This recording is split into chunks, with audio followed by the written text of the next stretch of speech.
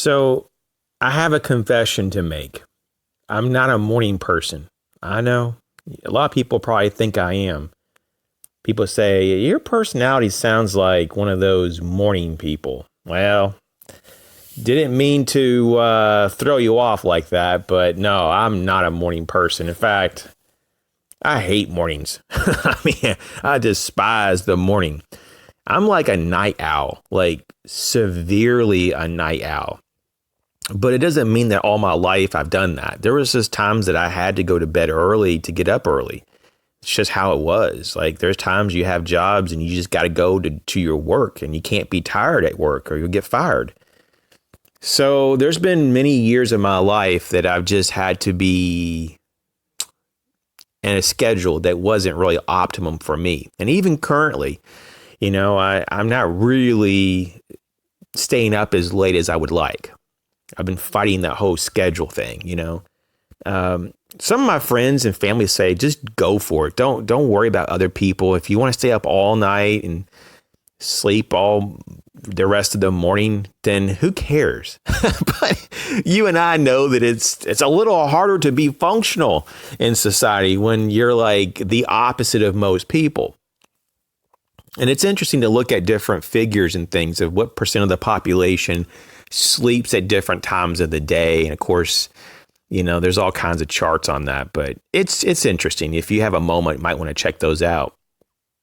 But I just have a few things I want to tell you, being that I'm not a very good morning person and I have a difficult time waking up, even when I actually am in my most optimum rhythm of staying up late and getting up late. I just take a while to wake up. It might just be because I sleep so deep. It's a theory. It's probably what is going on, but yeah, truly, it takes a while for me to wake up. But I figured some things out over these years. I mean, I've been on the planet for a while now, and so I've tried some things. Some things did not work. I won't be bringing those up so much. I'll be trying to tell you some things that do work. So I have some life hacks, at least that's what I'm calling it here, life hacks, so that you can have a better day. I'm just being like very blunt about this. Sometimes we don't have a very good day. I mean, we can pretend that it's a good day, but I'm talking about having a genuinely good day, right? And having it on a regular basis. So how do you go about doing that? Like, really? How would you set that day up to be successful? So I have some things that have worked for me. Some of these things might sound really trivial, very simple, and you're like, nah, that couldn't add up to be anything. But if you do this on a regular basis, you might be shocked of the results. Like truly, you might be blown away. And so you only have to do these things for a period of time. It could be a month or two of willpower and focus and effort before they pretty much become a lifestyle that's been like turned into a habit. So it's not like you have to do this forever to integrate these things, but the more the better, I would say. And I would say that, maybe not all of these things would be something that you would want to do or need to do, but you might want to check them out. So enough of me yakking away. Let's just jump into it. The first thing is that when I notice that I'm waking up, I try to open my eyes. Because this is my problem. If I don't open my eyes, I'll just lay there for 20, 30 minutes in the bed. Seriously. And sometimes I even doze back off for another hour or two. It's horrible. Open your eyes. You wake up a lot faster when you get light that makes contact with your eyes. And so what I do is open my eyes and I try to make an effort within 30 seconds to stand up. So open my eyes, wait 30 seconds, stand up next to the bed. And it's amazing how much faster you wake up when you're standing up than laying down. And I really didn't understand this when people told me, over the years of different things they've done. And there was some guy that told me this long time ago. We were talking about sleep and how we both were like night owls, and we were going on about all that and how people just don't understand us. We're just a different type of people and, all the pity party stuff. And he was telling me this trick and I was like, I'll try it out. And I've been doing it, and guess what? It freaking works. You wake up pretty fast. Typically within a few minutes, I'm wide awake when I stand up. So while I'm, waking up there in the vertical position, and I'm like, okay, I'm awake enough to function and do something, I make my bed. And by doing that, it's much more of a psychological thing, I guess. But it's like taking like a marker and making a big check mark and saying, yeah, I've already accomplished something. I'm successful already. And I've only been awake for just a few minutes. And I've already made my bed. I've already done something, right? So there's like a psychological thing going on there that you already feel successful because you've already been able to do something, right? So that's cool. So you're playing mind games already. So this is a good thing. You got to get yourself moving, right? So after I make my bed, I stumble into the bathroom and splash water on my face, right? And you gotta just keep continuing to wake up. And once you feel like that you really kind of are there, then I make a straight line to the kitchen. Just go where the food is, right? Take your supplements, if you take, vitamin and mineral supplements, whatever, and eat something. This is where a lot of morning people screw up. And I know that most of my life, I screwed up here. That's because I'd skip breakfast. I'd skip it. Most of my life, I mostly skipped it. And that was not smart. Not a smart thing. Nope. So I'm here to tell you that now I not only eat breakfast, but I pretty much force myself to eat a big breakfast. And I don't really like it. I'm just going to be upfront about it. I don't like eating breakfast, much less a big breakfast. But because of that, I am doing so much better in a lot of different areas in my life. I'm thinking like much more clear and faster, much better with memory recall.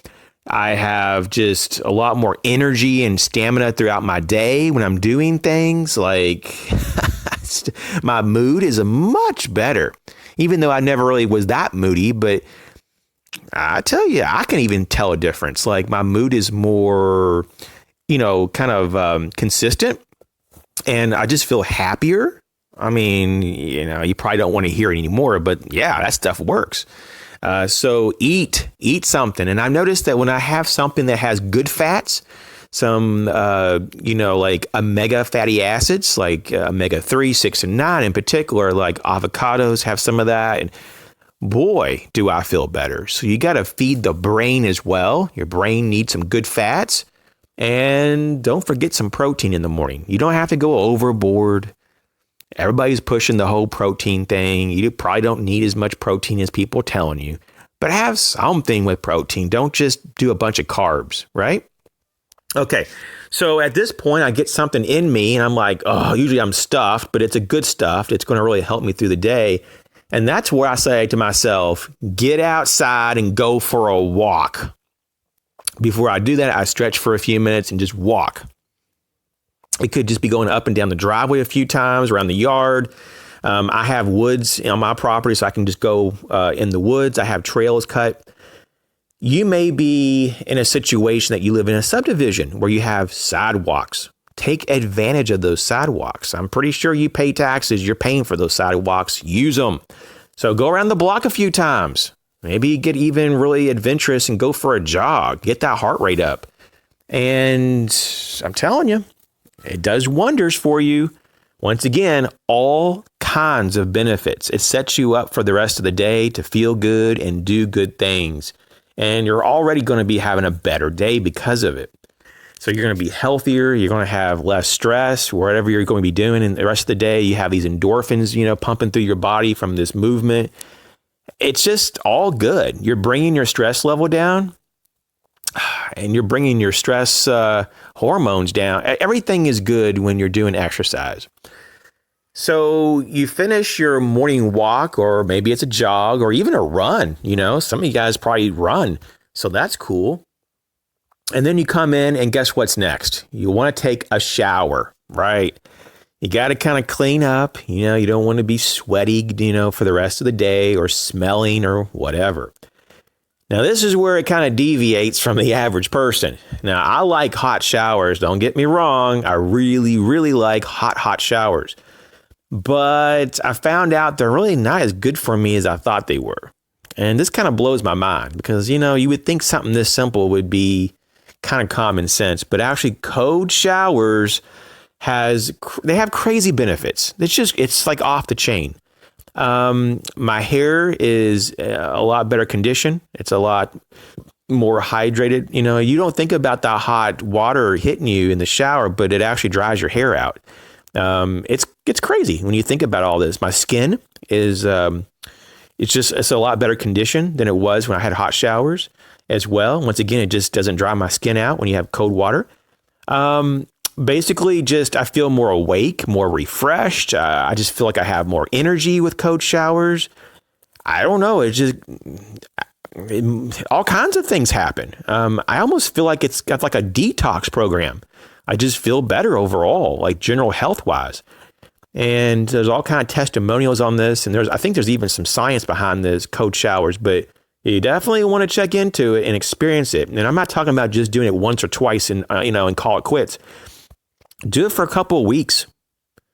And maybe you don't do it every day, but maybe like you start out like every other day, you do a cold shower and get kind of just used to it as much as you can get used to that.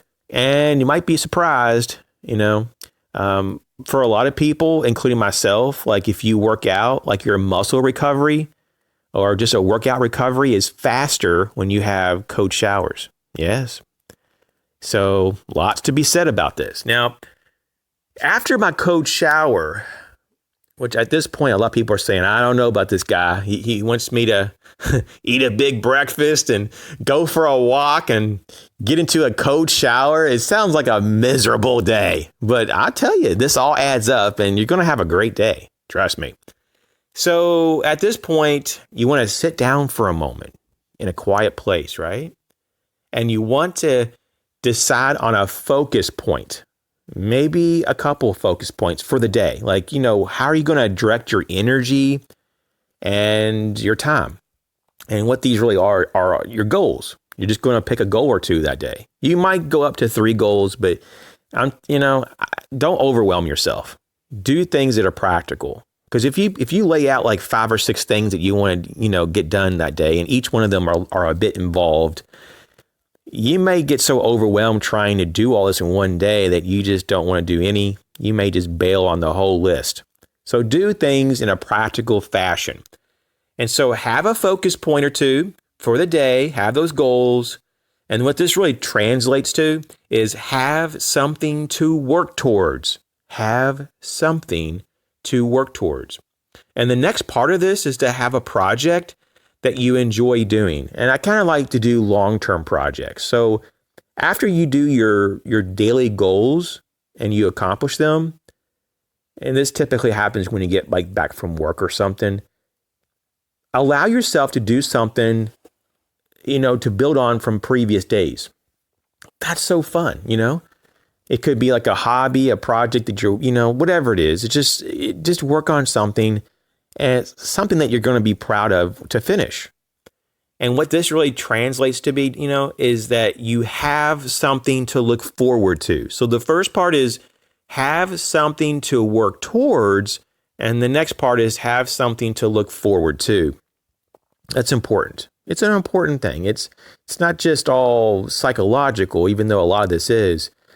But there is a lot of this that physically, by doing certain things, you're going to be a lot happier. And that's what we find out. All the research points that happiness is not something that you buy or that you can be given something to make you happy. It's something that you do. You just can't just go out and buy a box of happiness. But if you do certain things and you know what that is, people are a little bit different. So each person has a little bit of a different criteria of what that would be.